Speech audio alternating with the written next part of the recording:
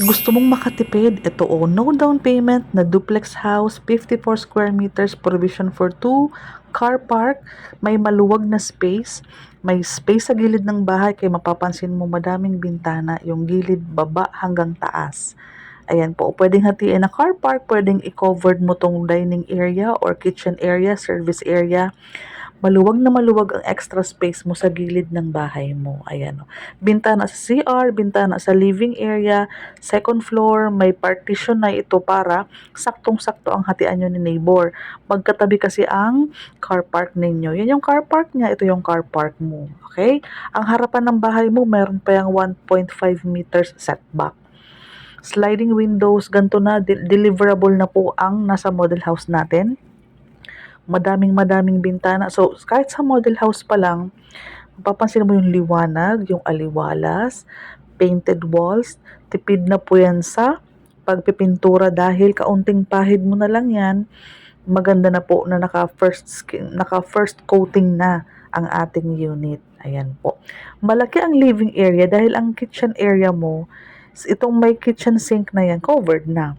Mas pinalaki ang ating full toilet and bath. Pwede mo lagyan niya ng partition para sa shower. Lahat ng ceiling yung roofing natin with heat insulator.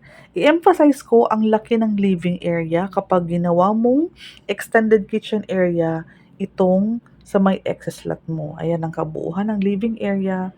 Again, covered na ang kitchen area mo, full toilet and bath, exciting part. Excess lot mo ito, pwede mong i-covered garage, pwede mo siyang i-2-car park. Ikaw nang bahala kasi sa'yo naman yung excess lot na yan. Okay po? Ayan po, sliding windows. Bakal na po ang ating hagdanan. Second floor, provision for 2 bedrooms, standard size po yan. Kung gusto mong 3 bedrooms, yung excess lot mo sa baba, sa gilid, gawin mong extra room, home office, or room ng mama mo, magandang meron kang sobrang lote. Okay? Ayan o, 2 bintana for each room. May butas for aircon. Ayan. May space dito sa'yo, may space doon. Malayo yung bahay, kaya minimal na yung ingay na maririnig mo from your neighbor.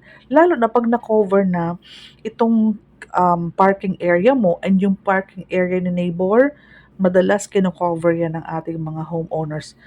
Taga Pagsibol Village ako, so alam ko po na talagang ini-extend nila. Covered garage, and then extended kitchen area.